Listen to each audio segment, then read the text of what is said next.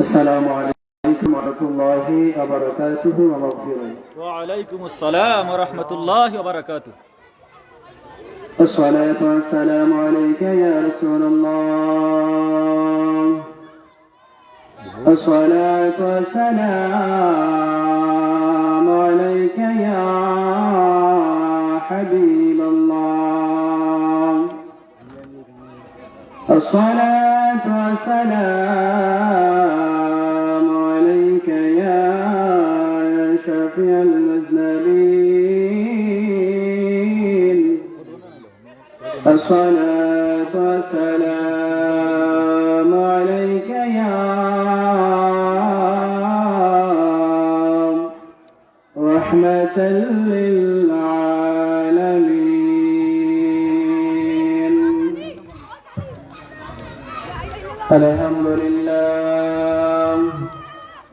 الحمد لله نحمده ونستعينه ونستغفره ونعوذ بالله من شرور أنفسنا ومن سيئات أعمالنا. من يهده الله فلا مضل له ومن يضلله فلا هادي له. ونشهد أن سيدنا وسندنا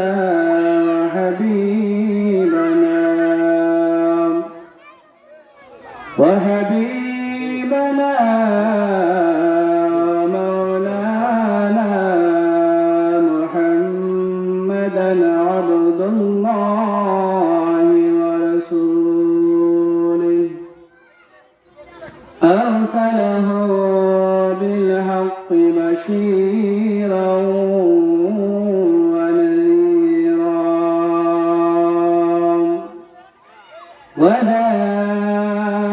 وداعيا إلى الله بإذنه وسراجا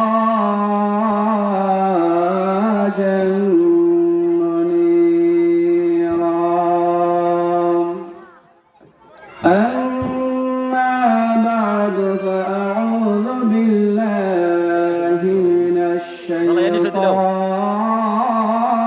الرجيم. بسم الله الرحمن الرحيم. يا أيها الذين آمنوا كتب عليكم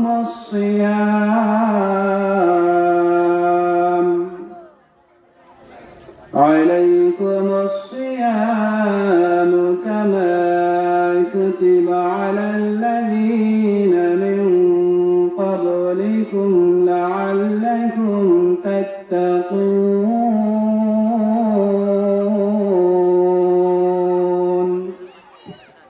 صدق الله العظيم وصدق رسوله النبي الحبيب الكريم.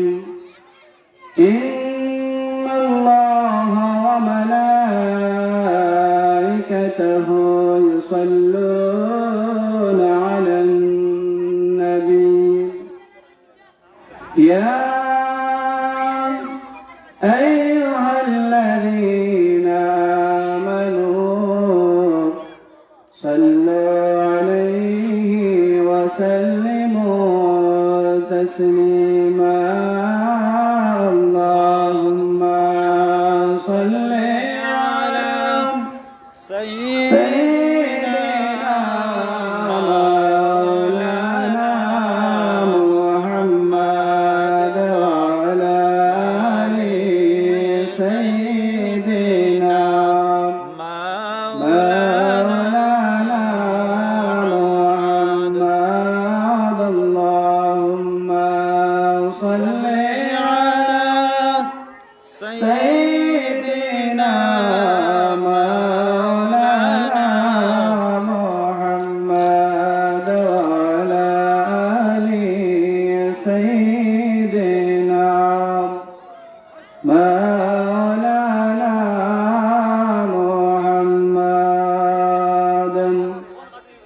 रहमते आलम जागा सब जला कर दिया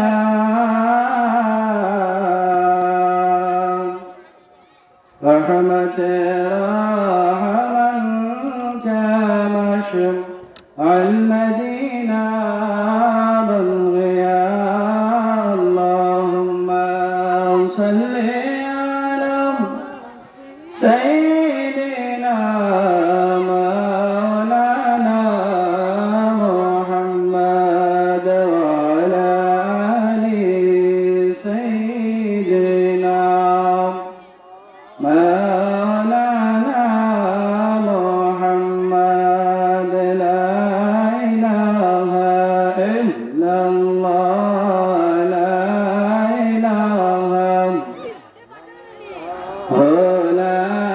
إله إلا الله لا إله إلا الله لا إله إلا الله لا إله إلا الله سبحان الله والحمد لله لا إله إلا الله لا إله إلا الله لا إله إلا الله سبحان الله والحمد لله لا إله إلا الله لا إله إلا الله لا إله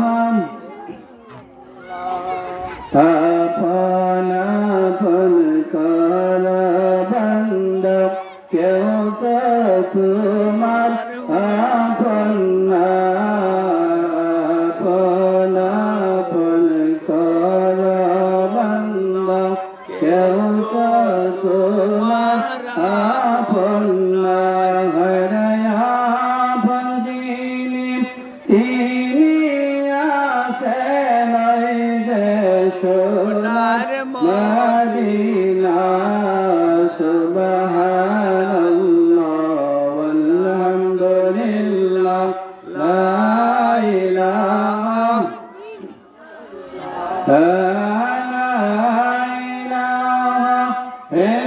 ইল্লাল্লাহ লা ইলাহা ইল্লাল্লাহ হাসবি রাব্বি জাল্লাল্লাহ মা ফি কলবি গায়রুল্লাহ নবী নূর মুহাম্মদ সাল্লাল্লাহু লা ইলাহা ইল্লাল্লাহ সুবহানাল্লাহ ওয়ালহামদুলিল্লাহ লা ইলাহা ইল্লাল্লাহ লা ইলাহা ইল্লাল্লাহ লা ইলাহা لا إله إلا الله محمد رسول الله صلى الله عليه وسلم বরিনাও এলাকাবাসীর উদ্যোগী ওলি আউয়াল শাহ রহমতুল্লাহ আলাইহি শারানি চতুর্থ বার্ষিক ইসলামী সুন্নি মহাসম্মেলন আজকের মাহফিলের সম্মানিত সভাপতি জনাব মোহাম্মদ জিতু মিয়া সাহেব বরিনাও মাঝের বাড়ি সহসভাপতি হিসাবে উপস্থিত থাকবেন জনাব মোহাম্মদ মুক্তার মিয়া সাহেব বরিনাও। আজকের মাহফিলের সম্মানিত প্রধান অতিথি সুমধুর কণ্ঠের অধিকারী হযরত মাওলানা আরিফুল ইসলাম তাহেরি সাহেব চট্টগ্রাম, বিশেষ অতিথি হযরত মাওলানা মুফতি জুনাইদ আহমদ আল কাদরি সাহেব সোনারগাঁ প্রধান বক্তা হিসেবে ওয়াজ ফরমাইবেন। হযরত মাওলানা উজুল ইসলাম আত্তাহির সাহেব ইমাম ও খতিব বরিনা উপরাতুল জামে মসজিদ। ইতিপূর্বেই যারা আলোচনা করেছেন এবং যারা আসবেন, আল্লাহ রাব্বুল আলামিনের দরবারে অসংখ্য লক্ষ কোটি শুকরিয়া আদায় করি। আল্লাহ পাক যেন আমাদেরকে ইসলামের সঠিক পথে চলার তৌফিক দান করে, সবাই বলি আমিন। আল্লাহ দরবারে অসংখ্য অগণিত শুকরিয়া আদায় করি। এই যে শাবান মাসে এমন একটি মাস, ফজিলতপূর্ণ মাসের মধ্যে আজকে জান্নাতের বাগান এলাকাবাসীর পক্ষ থেকে আল্লাহ রাব্বুল আলামিন কবুল করেছেন। বিদায় যুবক ভাইয়েরা, মুরব্বী বাবারা, সবার সহযোগিতায় আজকের এই জান্নাতের বাগান সাজিয়েছেন।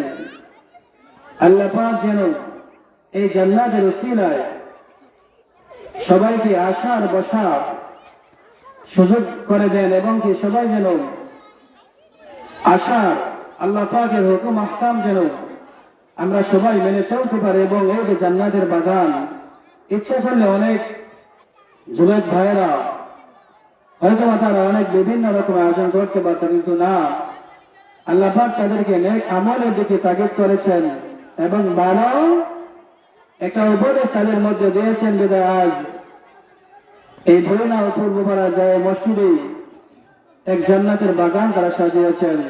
আল্লাহ পাক যেন এই জান্নাতের বাগানকে কবুল করেন, সবাই বলে আমিন। আজকের যে এই জান্নাতের বাগান, এই জান্নাতের বাগানে যদি কেউ কোনো বান্দা নেক নিয়তে আসে, আল্লাহ পাক এর উসিলা হয়তো তার জীবনের গুনাহ মাফ করে দিতে পারে। আল্লাহ কাকে কিভাবে মাফ করবে আমরা কেউ জানি না। তো আমাকে একটা বিষয় দেওয়া হয়েছে, রোজার ফজিলত। আল্লাহ পাক যদি আমাকে তৌফিক দান করেন তাহলে আমি কয়েকটি কথা বলবো, বলে আমার আলোচনা শেষ করবো। আমার তৌফিক ইল্লা বিল্লাহ। তার আগেই যে এই যে শাবান মাস, কত ফজিলতপূর্ণ মাস, তার মাধ্যমে এই মাসটা আমরা পেয়েছি। আল্লাহ রাসূল সাল্লাল্লাহু আলাইহি ওয়াসাল্লামের উসিলায় আমরা এই শাবান মাস পেয়েছি। এই শাবান মাস হচ্ছে আল্লাহ রাসূলের মাস। সুবহানাল্লাহ। এই শাবান মাসটা হচ্ছে আল্লাহ রাসূলের মাস। রমাদান হচ্ছে আল্লাহর মাস, গুনাহ মোচনকারীর মাস। সুবহানাল্লাহ। এই শাবান মাসের পরে হচ্ছে রমাদান মুবারক। যারা মুমিন মুসলমান মুত্তাকি যারা, তারা রমজানের জন্য, শাবান মাসের জন্য তারা পাগল করা হয়ে থাকে যে কখন কোন দিন রমজান মাস আসবে আমরা রোজা রাখবো। যারা মুমিন মুত্তাকি, যারা রোজা রাখে না, যারা রোজার মর্ম বুঝে না, আল্লাহকে ভয় করে না, আল্লাহ রাসূলকে মানে না, তারা রমজান মাস আওয়ার আগেই তারা অনেক টেনশনের মধ্যে পড়ে যায় যে এখন তো রমজান মাস আসলে আমরা লুকিয়ে লুকিয়ে কোনো কিছুই খেতে পারবো না। যারা মুমিন তাদের অন্তরে কোনো ভয় নাই, যেহেতু এই মাসের মধ্যে অনেক ফজিলত, অনেক রহমত, বরকত। এই শাবান মাস এমন একটি মাস, যে মাসে একটি নফল রোজা রাখে আল্লাহ পাক। এই নফল রোজার বিনিময়ে, এই নফল ইবাদত, নেক আমলের কারণে আল্লাহ পাক আমাদের সমস্ত পিছনের গুনাহগুলো মাফ করে দিবেন। সুবহানাল্লাহ। রাসূল পাক সাল্লাল্লাহু আলাইহি ওয়াসাল্লাম শাবান মাসে রোজা রাখতেন। এই হাদিস হলো হযরত আয়েশা রাদিয়াল্লাহু তাআলা আনহা বলেন, যখন শাবান মাস আসতো আল্লাহ রাসূল সাল্লাল্লাহু আলাইহি ওয়াসাল্লাম শাবান মাসের প্রথম থেকে আল্লাহ রাসূল সাল্লাল্লাহু আলাইহি ওয়াসাল্লাম রোজা রাখতেন। যখন আল্লাহ রাসূল সাল্লাল্লাহু আলাইহি ওয়াসাল্লাম রোজা রাখতেন, হযরত আয়েশা রাদিয়াল্লাহু তাআলা আনহা বলেন, হয়তোবা প্রিয় নবী সাল্লাল্লাহু আলাইহি ওয়াসাল্লাম এই যে রোজা রাখলেন, রোজা মনে করে আর ছাড়বেন না। তারপরে যখন আল্লাহ রাসূল সাল্লাল্লাহু আলাইহি ওয়াসাল্লাম রোজা ছেড়ে দিলেন, রোজা রাখলেন না, তখন হযরত আয়েশা রাদিয়াল্লাহু তাআলা আনহা বলেন, হয়তোবা আল্লাহ রাসূল সাল্লাল্লাহু আলাইহি ওয়াসাল্লাম আর কখনো রোজা রাখবেন না। হযরত আয়েশা রাদিয়াল্লাহু তাআলা আনহা বলেন, ইয়া রাসূলুল্লাহ, ইয়া হাবিবাল্লাহ, ওগো আল্লাহর নবী,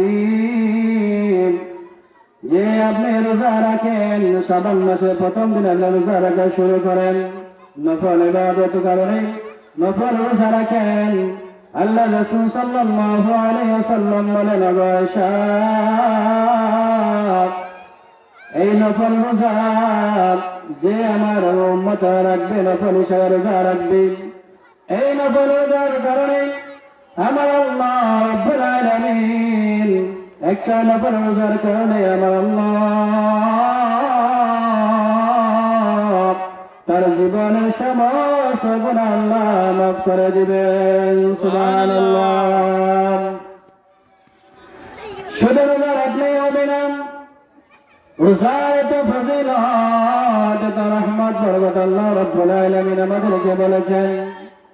যেহেতু রাসূল সাল্লাল্লাহু আলাইহি ওয়াসাল্লাম বলেন, যে আমার উম্মতরা নফল ইবাদত করবে, নফল রোজা রাখবে, সাধ্য মতো সে আমল করবে।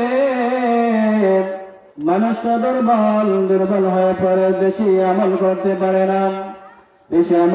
পারে না, সাধ্য মতো আল্লাহ রাসূল সাল্লাল্লাহু আলাইহি ওয়াসাল্লাম বলেছেন যে আমার উম্মতরা সাধ্য মতো নফল ইবাদত করতে হবে। যেহেতু এটা শাবান মাস, আমার মাস, এই শাবান মাসে যারা রোজা রাখবে, আল্লাহ রাসূল সাল্লাল্লাহু আলাইহি ওয়াসাল্লাম বলেন, এটাকে আমি জান্নাতে নিয়ে প্রবেশ করব। সুবহানাল্লাহ। এই যে শাবান মাস আল্লাহর রাসূলের মাস, আর এই মাসে যদি আমরা রোজা রাখি, তাহলে একটা রোজার বিনিময়ে, নফল রোজার বিনিময়ে আল্লাহ পাক আমাদের জীবনের গুনাহ মাফ করে দেবে। আমরা যে গুনাহ করি না এমন কোনো না, কোনো মানুষ বলতে পারবে না যে আমি নিষ্পাপ, গুনাহ আমার জীবনে কোনো গুনাহ নাই। প্রত্যেকটা মানুষের জীবনে গুনাহ রয়েছে, কম বেশ। এর জন্য আল্লাহ রাসূল সাল্লাল্লাহু আলাইহি ওয়াসাল্লাম বলেন, এই বারো মাসের মধ্যে এমন এমন একটি দিন আসবে, এমন মাস আসবে, এই মাসের মধ্যে আমার উম্মতরা তাদের জীবনের গুনাহ মাফ করার জন্য আল্লাহর কাছে চাইবে। এই শাবান মাসের মধ্যে এমন একটি রাত আমার আল্লাহ রাব্বুল আলামিন দিলেন। এই রাত্রে আমরা সবাই জানি, এই রাত্রে কয়েকদিন পরে আমাদের সামনে চলে আসবে। এই শাবান মাসের মধ্যে এমন একটি রাত, যে রাতের মধ্যে সারা রাত যে বান্দা ইবাদত করবে, আল্লাহ রাব্বুল আলামিন বলেন, হে আমার বান্দারা, এই যে শাবান মাসের মধ্যে আমি এমন একটা দিন দিয়েছি, এমন একটা রাত দিয়েছি, এই রাতের নাম হলো শবে বরাতের রাত। এই রাতে আমার বান্দারা যদি সারা রাত ইবাদত করে, আমি আল্লাহকে ভয় করে, আমি আল্লাহকে পাওয়ার জন্য, আল্লাহ রাব্বুল আলামিন বলেন, হে বান্দারা,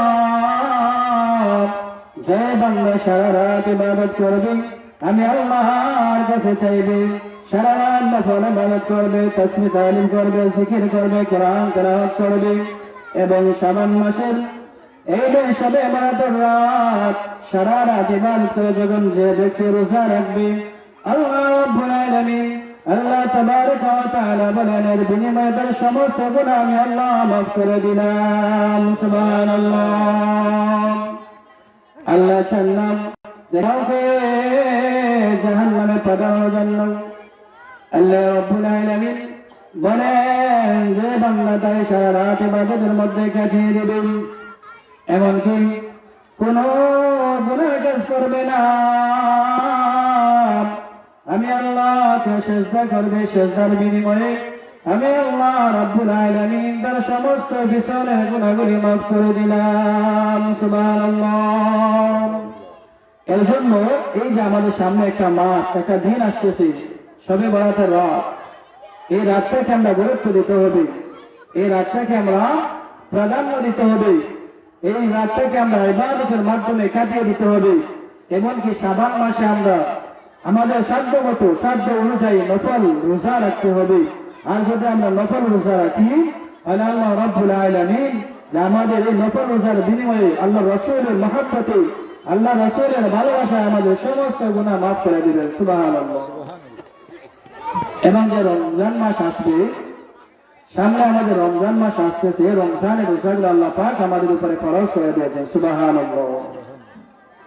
আল্লাহ রাসূলের মাস হচ্ছে শাবান মাস, আর শাবান মাসে আল্লাহ পাক কিন্তু এই রোজাগুলো ফরজ করে দেন নাই, যেহেতু আল্লাহ রাসূল সাল্লাল্লাহু আলাইহি ওয়াসাল্লাম নফল হিসাবে রোজা রাখতেন।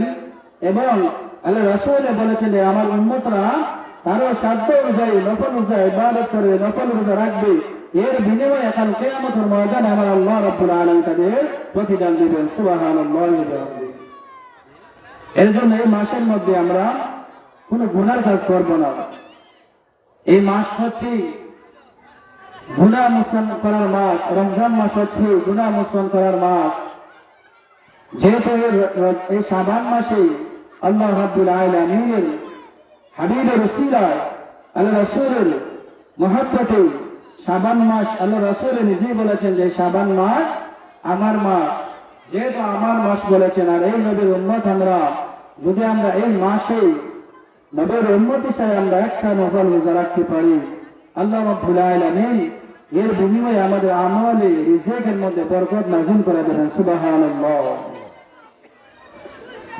এই যে রমজান আর এই যে রোজার ফজিলত, অসংখ্য অগণিত ফজিলত, আমি এর যোগ্য না, তারপরে যেহেতু এর বিষয় দেওয়া হয়েছে, অল্প কিছু আলোচনা করব। যদি আল্লাহ পাক আলোচনাকে কবুল করেন, আমাকে বলার, আপনাদেরকে শোনার তৌফিক দান করেন। তো প্রথমে আমি একটা আয়াত তেলাওয়াত করেছি যে আল্লাহ রোজার ফজিলত সম্পর্কে আল্লাহ পাক এই আয়াতের মধ্যে কি বলেছেন।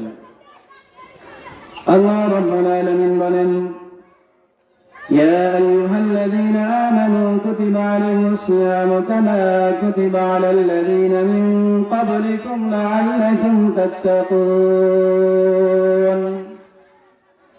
الله تبارك وتعالى বলেন, হে ঈমানদারেরা, আল্লাহ কাকে ডাক দিলেন? কোন বেঈমানকে ডাক দেন নাই, কোন মুশরিককে ডাক দেন নাই, কোন খ্রিস্টানকে ডাক দেন নাই। আল্লাহ কাকে ডাক দিলেন? হে ঈমানদারেরা, হে মুসলমান ঈমানদারেরা, তোমাদের পূর্ববর্তীর উপর যেমন রোজা ফরজ করে দিয়েছিলেন, তোমাদের পূর্বে যারা রোজা রেখেছিল আমি আল্লাহ রাব্বুল আলামিন তাদের উপরে রোজা ফরজ করে দিয়েছিলাম, তোমাদের উপরে আমি রোজা ফরজ করে দিলাম। এর জন্য তোমরা ফরজ রোজা গুলো সঠিক মতো আদায় করো। সুবহানাল্লাহ। আল্লাহ রাব্বুল আলামিন যেহেতু বলেছেন, হে ঈমানদারেরা, তোমাদের পূর্ববর্তীর উপরে যারা আমি রোজা ফরজ করে দিয়েছিলাম, তেমনি ভাবে আমি তোমাদের উপরে রোজা ফরজ করে দিলাম। এর জন্য সামনে যে আমাদের জন্য রোজা আসতেছে, এই রোজার জন্য আমরা প্রস্তুতি নিতে হবে, ফরজগুলো আদায় করতে হবে। আল্লাহ রাব্বুল আলামিন বলেন, হে ঈমানদারের দল, তোমরা সঠিক মতো ফরজ নামাজগুলো এবং ফরজ রোজাগুলো তোমরা আদায় করো। ইসলামের স্তম্ভ হচ্ছে 10টি: কালেমা, নামাজ, রোজা, হজ, যাকাত। ঈমানের পরে নামাজ, নামাজের পর হচ্ছে রোজা, কালেমা, নামাজ, রোজা।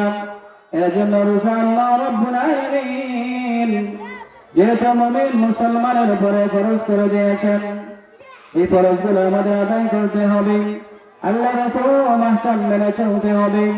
যদি আমরা আল্লাহ তাবারাকা ওয়া তাআলার হুকুমটা না মেনে চলি, কাল কিয়ামতের ময়দানে আল্লাহ রাব্বুল আলামিনের কাছে আমরা ধরা খেয়ে যাব। একটি কদম আমরা সামনে করতে পারবো না। প্রত্যেকটা বিনিময়ের হিসাব আমার আল্লাহ রাব্বুল আলামিনের কাছে দিতে হবে। ঠিক কিনা বলেন? আপনি যে ঘর থেকে বের হলেন, কেন বের হলেন, সেই সব আল্লাহ রাব্বুল আলামিনের কাছে দিতে হবে। আপনি যদি এতে বের হইলেন, কই যাবেন, কি করবেন? যদি আপনি এক উদ্দেশ্যে ঘর থেকে বের হন, যদি মনে করেন আমি একজন মানুষকে সাহায্য সহযোগিতা করবো, বড় রমজান মাসে যখন অনেক বাবারা, অনেক মায়েরা, অনেক যুবক ভাইয়েরা ইফতারের পার্টি, ইফতারের আয়োজন করেন, এই যে আয়োজনগুলা, এই আয়োজনগুলোর মধ্যে কত রহমত, কত ফজিলত আমার আল্লাহ রাব্বুল আলামিন তাদেরকে দেন। যখন রোজাদার ব্যক্তি আরেকজন রোজাদার ব্যক্তিকে ইফতার করাই দেই, ইফতার করানোর জন্য কিছু টাকা দেবে, সারাদিন সে রোজা রাখলো, সারাদিন সে পরিশ্রম করলো। আরে রোজা রাখলেই হবে না, সারাদিন পরিশ্রম করলেই হবে না। ও মুসলমান, সারাদিন আপনার রোজা লাগলে রোজার ফজিলত পাইতে অনেক কষ্ট করতে হবে।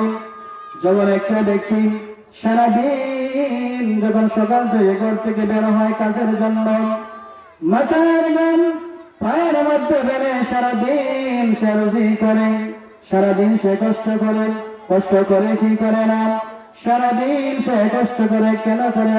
টাকার জন্য পরিশ্রম করে। মুসলমান বাবারা আমার, একটু গভীর মনোযোগ। একজন ব্যক্তি যখন সকাল থেকে বের হয় রুজি করার জন্য, তখন সে কত পরিশ্রম করে, পরিশ্রম করার পরে যখন মালিক তাকে টাকা দেবে, টাকা দেওয়ার পরে সারা পরিশ্রম, সে টাকা পাওয়ার পরে সব পরিশ্রম সে ভুলে যায়, ঠিক কিনা? এই জন্য মুসলমান বাবারা, একটা ব্যক্তি সারাদিন রোজা রাখলো, রোজা রাখার বিনিময়ে যখন একজন বান্দা আরেক বান্দাকে ইফতার করার জন্য সহযোগিতা করল, আল্লাহ রাব্বুল আলামিন বলেন, এই যে আমার বান্দা সারাদিন রোজা রাখলো, কাউকে গালি দিল না, কাউকে মন্দ কথা বলল না, কাউকে খারাপ কথা বলে নাই, কোনো কিছুই করে নাই, খারাপ কাজ সে করে নাই, সে আল্লাহকে ভয় করে সারাদিন উপবাস রয়েছে।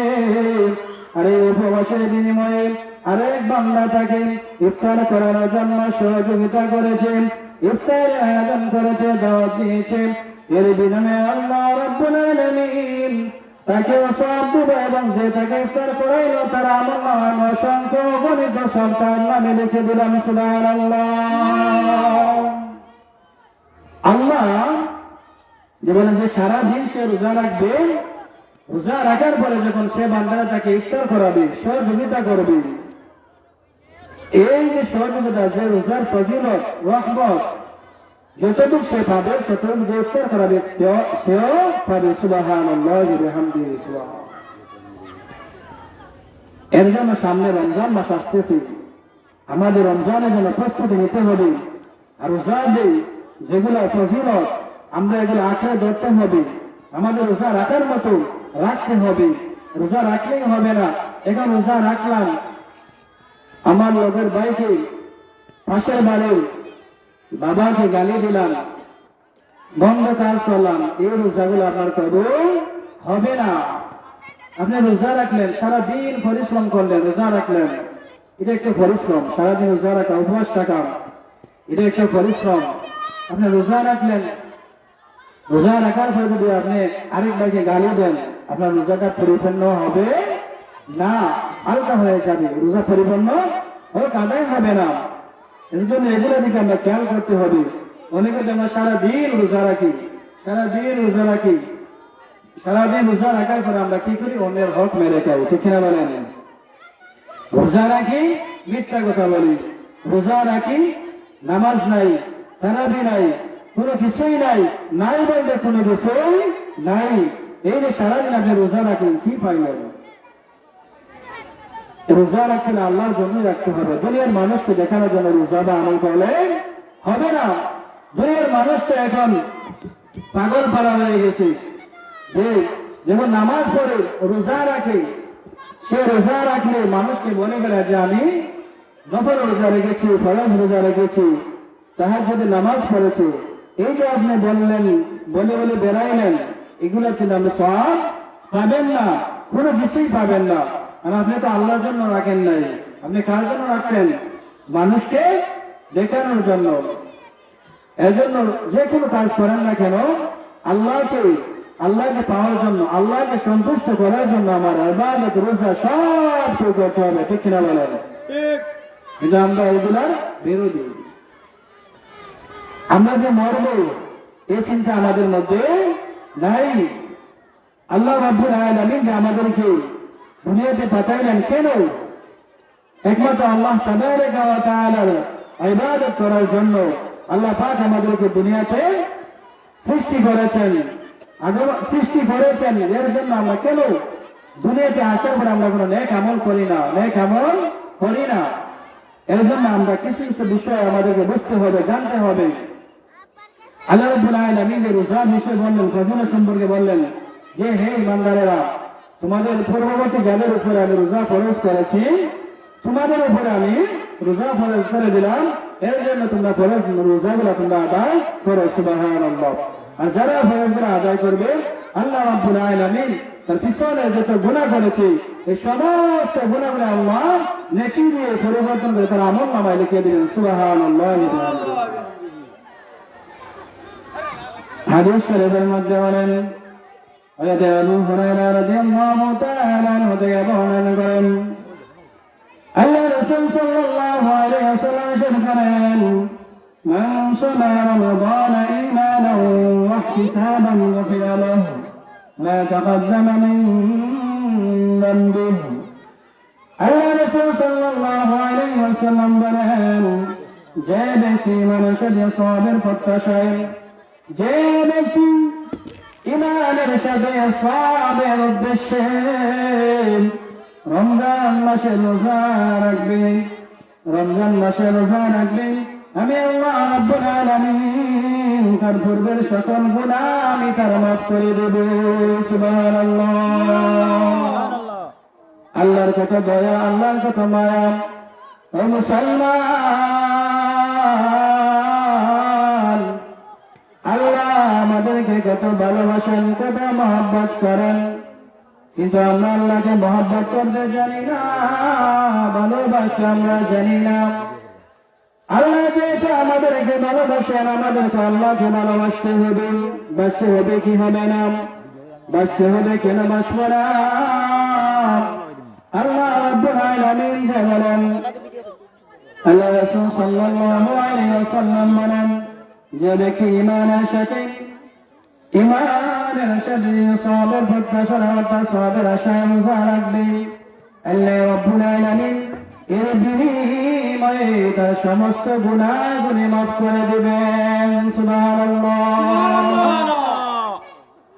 রোজা শর্ত এগুলা মেনে নিতে হবে। রোজা ফরজ হওয়ার শর্ত হলো, ও মুসলমান, জানতে হবে, বুঝতে হবে, রোজা ফরজ হওয়ার শর্ত হলো তিনটি। কয়টি? তিনটি। রোজার শর্ত, ফরজ হওয়ার শর্ত হলো তিনটি। এগুলা ভালো করে আমরা খেয়াল করতে হবে, বুঝতে হবে। রোজা ফরজ হওয়ার শর্ত হলো তিনটি। এক নম্বর হলো মুসলমান হওয়া। এক নম্বর কি? মুসলমান হওয়া।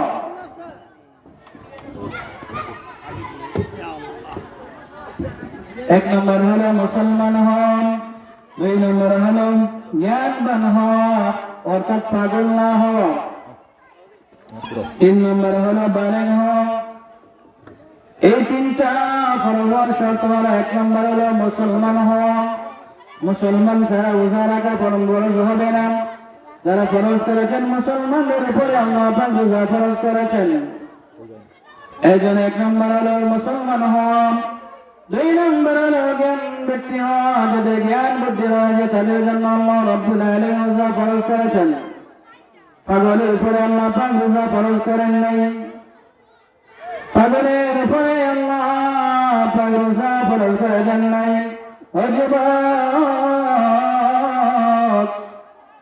যুবক ভাইরা, রমজান মাস আসলে দেখবেন রোজা তো রাখে না, রোজা রাখে না। রমজান মাস আসলে কত বিভিন্ন ভাবে তারা গুনার কাজে লিপ্ত হয়ে যায়, ঠিক কিনা বলে?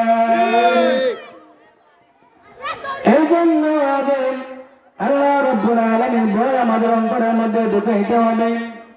এক নম্বরে মুসলমান, 2 নম্বরে জ্ঞান ব্যক্তি হতে হবে। যাদের জ্ঞান বুদ্ধি রয়েছে তারা কখনো রোজা ছাড়বে না। যারা ইমানদার মুসলমান মুত্তাকি, যারা আল্লাহকে ভয় করে, যারা আল্লাহ রাসূলের আনুগত্য করে, তারা কখনো কোনোদিন রোজা ছাড়তে পারে না। ঠিক কিনা বলেন? 3 নম্বর হলো বালেগ হওয়া। সুতরাং প্রত্যেক জ্ঞানবান বালেগ মুসলমান যাদের শরীয়ত সম্মত কোনো ওজন নেই এমন প্রত্যেক নর আমাদের উপর রোজা রাখা আল্লাহ পাক ফরজ করেছেন। আল্লাহ রাব্বুল আলামিন বলেন, ছেলে মেয়ে যখন 8 বা 9 বছর বয়স হবে, 8 বা 9 বছর বয়স হবে, রোজা রাখার মতো শক্তি তাদের মধ্যে থাকবে। রোজা রাখার মতো তাদের যখন শক্তি সম্পন্ন হবে তখন থেকে তারা রোজা রাখা অভ্যাস করতে হবে। আমাদের সমাজের মধ্যে যত 8 বা 9, 10 বছর হয়ে যায়, তাহলে অনেক মা বাবা তাদের আত্মীয় স্বজন করে, না না এখন রোজা রাখার কোনো দরকার নাই। এরকম আছে না নাই? 8 বা 10 হলে কি বলে, কিন্তু আল্লাহ রাব্বুল আলামিন বলেন যখন 8 বা 9 হয়ে যায় তাদেরকে রোজা এবং নামাজের জন্য প্রস্তুতি নিতে হবে, তাদেরকে তাগিদ দিতে হবে। বর্তমান যুগে আমাদের মা বাবা দেখবেন সন্তান যখন একটু স্বাস্থ্য হয়ে যায়, সুন্দর হয়ে যায়, বলবে যে এখন রোজা রাখা দরকার নাই, বয়স কম, 15 হোক 20 হোক তখন রোজা রাখবে। এই যে মা এবং বাবা বললেন, এই জবাবটা আল্লাহ রাব্বুল আলামিনের কাছে দিতে হবে। কিন্তু আপনাদের ইমানের দায়িত্ব হলো যখন 8 থেকে 9 বছর হবে অর্থাৎ 10 বছর হবে, তুমি তোমার সন্তানকে রোজার আদেশ করো, নামাজে তাগিদ দাও। নামাজে না গেলে তুমি ইসলামের বিরোধী ভাবে ইসলাম বিরোধী করবা না, ইসলামের শরীয়ত অনুযায়ী তাকে শাসন করো। কিন্তু আমাদের সমাজে এখন নাই। একটু বয়স হলে যে এখন রাখার দরকার নাই, তুমি আরেকটু বড় আরেকটু বয়স হোক রোজা রাখবা না। আল্লাহ রাব্বুল আলামিন বলেন যে 8 বা 9 হলে রোজা রাখার শক্তি থাকে, তাহলে রোজা রাখার মতো তাদেরকে আদেশ করো। কিন্তু আমাদের সমাজে এগুলা নাই। আল্লাহ রাব্বুল আলামিন বলেন যে আর যখন তাদের বয়স 10 বছর হবে, আল্লাহ রাব্বুল আলামিন বলেন যখন তাদের বয়স 10 বছর হবে, 10 বছর হওয়ার পরে তখন তাদেরকে রোজা রাখার জন্য, নামাজ পড়ার জন্য তাদেরকে মসজিদে পাঠিয়ে দাও। তাদেরকে আদেশ করো যে বাবা তোমার 10 বছর পূর্ণ হয়েছে, তোমার রোজা ফরজ হয়েছে, নামাজ ফরজ হয়েছে, তুমি রোজা রাখো, নামাজ পড়ো। আল্লাহ রাব্বুল আলামিনের কুদরতে পায়ের মধ্যে সিজদা করো। যদি তুমি সিজদা করো, আল্লাহ রাব্বুল আলামিন এর বিনিময়ে, সিজদার বিনিময়ে আল্লাহ রাব্বুল আলামিন তোমার আমলনামার মধ্যে অসংখ্য অসংখ্য সওয়াব তোমার আমলনামায় লিখে দিবেন। সুবহানাল্লাহ। একটা নেকির কত ফজিলত, একটা নেক আমল করার কত ফজিলত। যদি আমরা জানতাম, আমরা বুঝতাম, তাহলে একটা নেক আমল আমরা কোনোদিন ছেড়ে দিতাম না। আমরা নামে মুসলমান, কামে মুসলমান না। আমরা মুসলমান দাবি করি যে আমরা মুসলমান, কিন্তু কামে কাজে আমরা মুসলমান পরিচয় দিই না। ঠিক কিনা বলে? আমরা মুসলমান বলি যখন জুমার দিন শুক্রবার চলে আসে, আমরা বলি ইমান আল্লাহ, নবীর আশিক দাবি করি। ও মুসলমান, তুমি যে নবীর আশিক দাবি করো, মসজিদের ভিতরে ঢুকে তুমি 5 মিনিট লেট হয়ে গেলে তুমি কি বলো? যে সময় হয়ে গেছে, তুমি তাড়াতাড়ি নামাজ শেষ করো। এরকম আছে না নাই? এরকম আছে। মসজিদে গেলে তাদের সময় নাই, সময় একটু সংক্ষিপ্ত তাদের সময়। বোঝা যায় তারা কি যে দরকার বেরিয়ে যাওয়ার জন্য। আল্লাহ রাব্বুল আলামিন বলেন মসজিদে বসে সব অযু অবস্থায়, পবিত্র অবস্থায় যদি মসজিদে বসে থাকো, কোনো কিছু করো না, যতক্ষণ তুমি বসে থাকবা ততক্ষণ পর্যন্ত আল্লাহ পাক তোমার আমলনামায় সব লিখতে থাকবেন। সুবহানাল্লাহ। কিন্তু আমরা মসজিদে যাওয়ার পরে কি করি? মসজিদে বসার পরে আমরা 5 মিনিট 10 মিনিট 15 মিনিট লেট হয়ে যায়। ইমাম সাহেব টাইম হয়ে গেছে না, তাড়াতাড়ি নামাজ শেষ করেন। আল্লাহ রাব্বুল আলামিন যে আমার উম্মতরা, আমার বান্দারা, আমরা যে মুসলমান দাবি করে খাঁটি ইমানদার দাবি করি, এই ইমানদারের পরিচয় আমাদের কি? বসে যখন যাওয়ার পরে আল্লাহ রাব্বুল আলামিন অনেক যুবক ভাইরা, মুরব্বী বাবারা, নরজন ভাইরা দেখবেন ফরজ নামাজ পড়ার পরে বেরিয়ে চলে আসে। এই যে আমরা নবীর আশিক মনে করি, নবীর আশিক আমরা দাবি করি, দাবি করলে সব দিকে আমরা দাবি করতে হবে, কি হবে না? সব দিকে আমরা দাবি করতে হবে। নবীর আশিক বলে শেষ হবে না। আল্লাহ যে আমাদের রোজা ফরজ করে, রোজাগুলো আমরা রাখতে হবে। নামাজ যে ফরজ করেছেন, এই নামাজগুলো আমরা রাখতে হবে। এগুলো যদি না রেখে আমরা বলে আশিক, নবীর আশিক দাবি করি, আল্লাহ রাসূল সাল্লাল্লাহু আলাইহি ওয়াসাল্লাম যেগুলো আদেশ করেছেন এগুলো যদি আমরা মেনে চলি, যেগুলো নিষেধ করেছেন এগুলো যদি আমরা মেনে চলি, তাহলে আমরা নবীর আশিক হতে পারবো। ঠিক কিনা বলেন? নাইলে নবীর আশিক হতে পারবো না। নবীর ভালোবাসা পেতে হলে নবীর অনুসরণ করতে হবে, আল্লাহ রাসূলকে ভালোবাসতে হবে। আর আল্লাহকে পেতে হলে আল্লাহ রাসূলকে ভালোবাসতে হবে। ডাইরেক্ট আল্লাহকে আর কখনোই পাবেন না। আল্লাহকে ডাইরেক্ট পাবেন না। আল্লাহ রাসূলের কি? আল্লাহ রাসূলকে অনুসরণ করতে হবে, আনুগত্য করতে হবে, আল্লাহ রাসূলকে ভালোবাসতে হবে। যখন আমরা আল্লাহ রাসূলের আশিক মনে করি, দাবি করি, যখন আল্লাহ রাসূল সাল্লাল্লাহু আলাইহি ওয়াসাল্লাম যেগুলো আদায় করেছেন এগুলো আমরা কিন্তু আদায় করি না। যেমন জুমার আগে 6 রাকাত কাবলা জুমা, এগুলো আমরা অনেকে পড়ি, অনেকে পড়ি না। এরপরে ফরজ নামাজের পরে যে 6 রাকাত নামাজ, এগুলো আমরা পড়ি না, হুট করে বের হয়ে চলে আসি।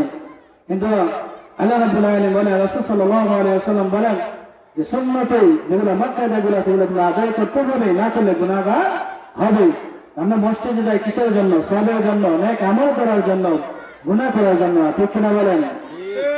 অনেক যুবক ভাইয়েরা, মুরব্বী বাবারা, নওজোয়ান ভাইয়েরা ফরজ নামাজ পড়ে তাড়াতাড়ি বেরিয়ে চলে আসে। আল্লাহ পাক আমাদেরকে এগুলো বুঝতে হবে, প্রত্যেক আমল করতে হবে।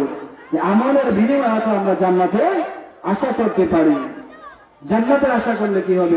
আল্লাহকে পাওয়ার জন্য আশা করতে হবে। আমরা জান্নাতে কি করবো যদি আল্লাহকে না পাই? ঠিক কিনা বলেন? জান্নাতে আমরা কি করবো? আল্লাহকে বলে জান্নাত অটোমেটিকলি পেয়ে যাবো। ঠিক কিনা বলেন? আল্লাহকে পেলে, আল্লাহ রাসূলকে পাইলে আমরা অটোমেটিকলি জান্নাত পেয়ে যাবো। সুবহানাল্লাহ ওয়া বিহামদিহি, সুবহানাল্লাহ। আমরা তো জান্নাতের আশা করি। জান্নাতের আশা করতে হলে আগে তো আল্লাহ রাসূল আর আল্লাহকে মানতে হবে, আল্লাহ রাসূলের হুকুম আহকাম মানতে হবে, আল্লাহর ফরজগুলো আমরা আদায় করতে হবে। এই ফরজগুলো আদায় না করে আমরা আল্লাহর আশিক দাবি করি।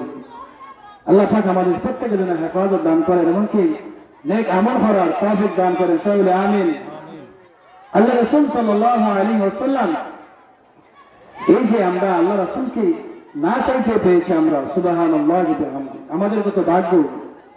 আমরা না চাইতে এমন এক রাসূলের উম্মত হয়েছি যে রাসূলকে আল্লাহ পাক দুনিয়াতে আগমন না করাইলে কোনো কিছু, দুনিয়ার যা কিছু আছে কোনো কিছুই সৃষ্টি হতো না।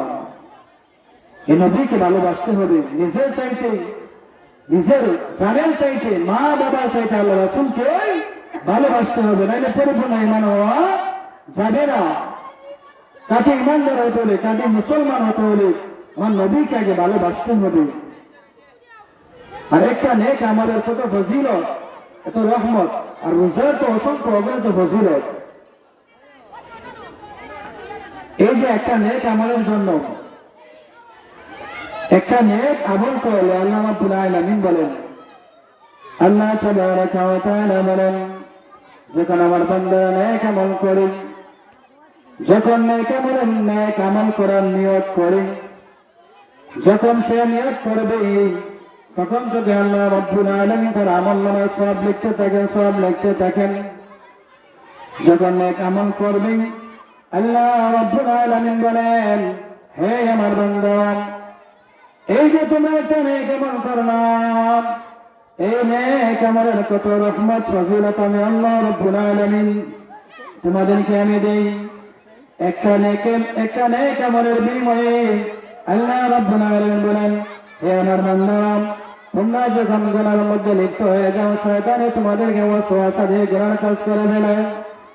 যখন তোমরা গুনার কাজ করে ফেলো, আমি আল্লাহ রাব্বুল আলামিন ভয় নিয়ে তোমরা যখন আমার কাছে তওবা করো, যখন তওবা করার পরে নেক আমল করো, এই নেক আমল করার বিনিময়ে তোমরা যত গুনাহ করেছ উহুদ পাহাড়ের মতো তোমরা গুনাহ করে ফেলেছ।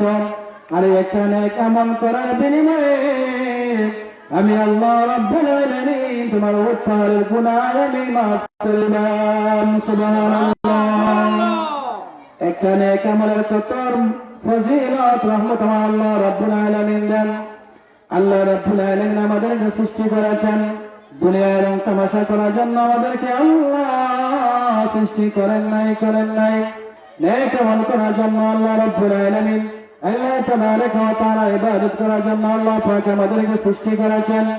দুনিয়াতে আসার পরে আমরা যখন আল্লাহ রাব্বুল আলামিন আমাদের রূহ দিলেন, রূহ দেওয়ার পরে যখন আল্লাহ রাব্বুল আলামিনের কাছে আমরা ওয়াদা করেছি, হে আল্লাহ দুনিয়াতে আমরা যাওয়ার পরে আমরা সব সময় তোমার ইবাদত করব, তোমার গোলামি করব, খারাপ কাজ করব না, জিনার কাজ করব না, সব খারাপ কাজ থেকে আমরা বিরত থাকবো। যখন আল্লাহ রাব্বুল আলামিনের কাছে আমরা ওয়াদা করে আসলাম আমরা দুনিয়াতে যখন আমরা আসার পরে যখন দুনিয়াতে আমরা যেহেতু আমরা আল্লাহ রাব্বুল আলামিনের কাছে ওয়াদা করে আসলাম যে আল্লাহ সব সময় আমরা তোমার গোলামি করব, তোমার পায়ে সিজদা দেব। সুবহানাল্লাহ।